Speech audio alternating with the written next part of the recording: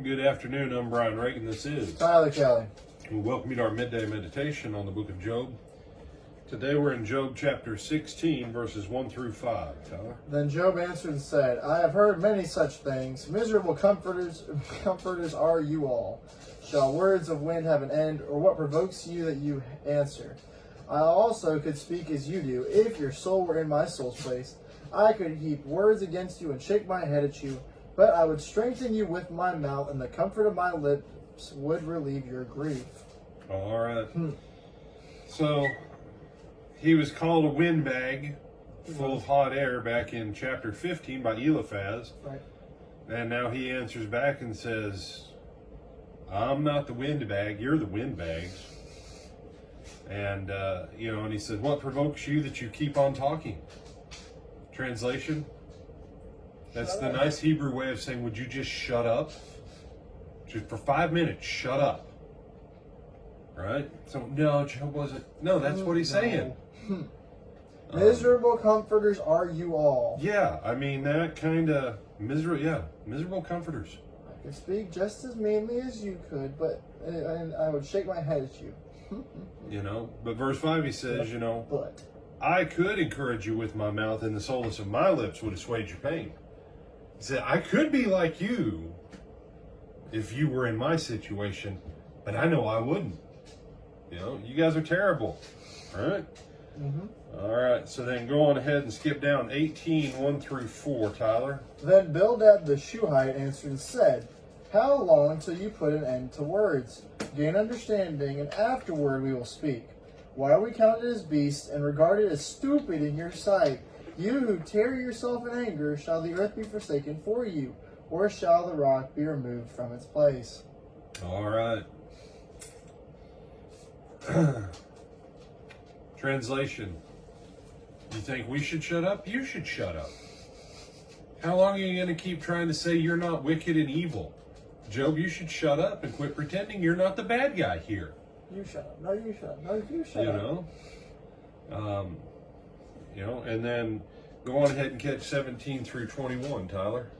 And the memory of him perishes from the earth, and he has no name among the renowned. He is driven from light into darkness and chased out of the world. He has neither son nor posterity among his people, nor any remaining in his dwellings. Those in the west are astonished in his day, as those in the east are frightened. Surely such are the dwellings of the wicked, and this is the place of him who does not know God.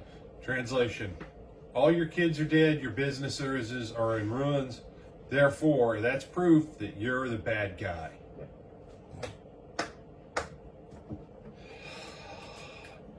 Now, 19, 1 through 6, Tyler. Then Job answered and said, How long will you torment my soul and break me in pieces with words? These 10 times you have reproached me, you were not ashamed that you have wronged me. And if indeed I have erred, my error remains within me, or with me. If indeed you exalt yourselves against me, and plead my disgrace against me, know then that God has wronged me, and has surrounded me with his net. All right, so translation.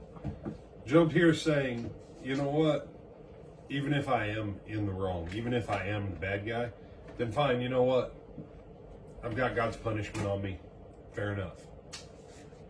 He says, but the simple fact is, you guys, it's bad enough if I'm on the wrong side of God, but you guys make it even worse. And so Job closes out with an interesting plea, passage, whatever you want to call it, beginning there at verse 23, Tyler. Of 19? Of 19, yeah. Oh, that my words were written. Oh, that they were inscribed in a book. There you go. Yeah, keep going. Oh, sorry. Through the end of the chapter. Oh, okay.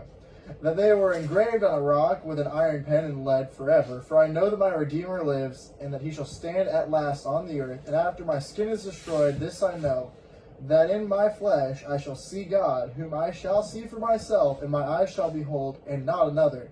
How my heart yearns within me. If you should say, How shall we persecute him, since the root of the matter is found in me? Be afraid of the sword for yourselves, for wrath brings the punishment of the sword, that you may know there is a judgment. All right. So, a couple things going on here. First of all, Job wants a record of this thing.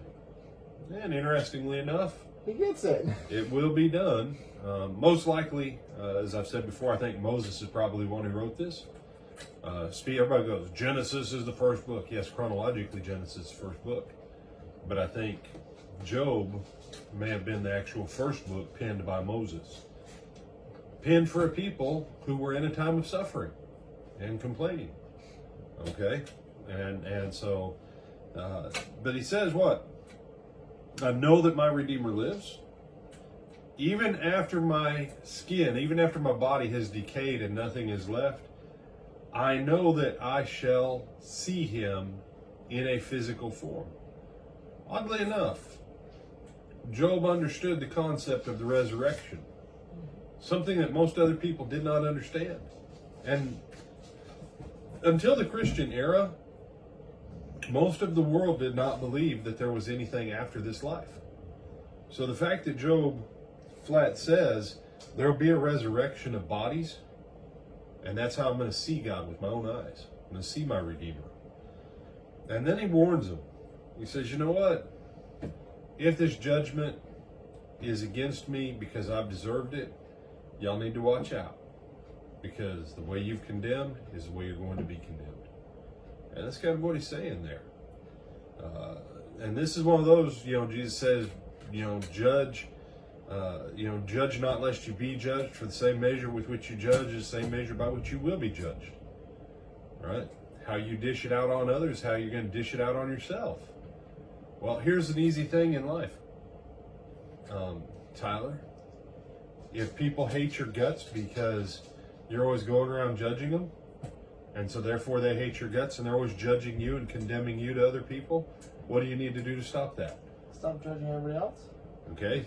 Step one, stop sowing the seed of judgment against other people because you reap a harvest of judgment against yourself. Number one. Then number two, take a page from James.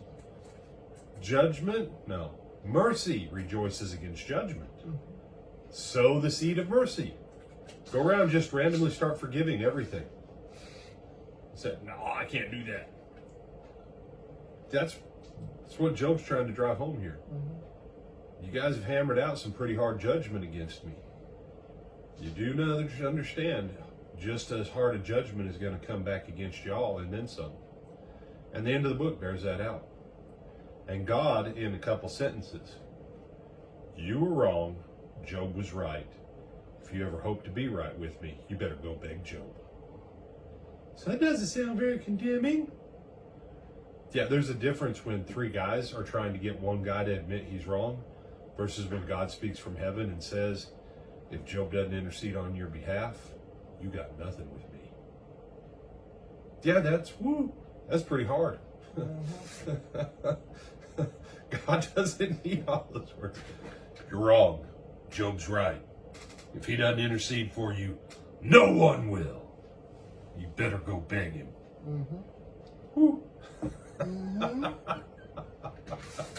So, don't be like Bildad, Zophar, or Eliphaz.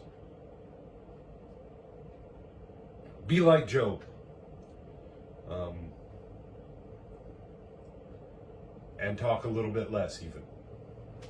So, anything you want to add, my brother? Yes, sir. All right, with that, I'm Brian Reagan. This is Tyler Kelly. When are we going to see him again? We'll see him this evening at 7 o'clock for our worship service and Bible class at the Lake Butler Church of Christ in Lake Butler, Florida, either on our live stream or in person. Yeah.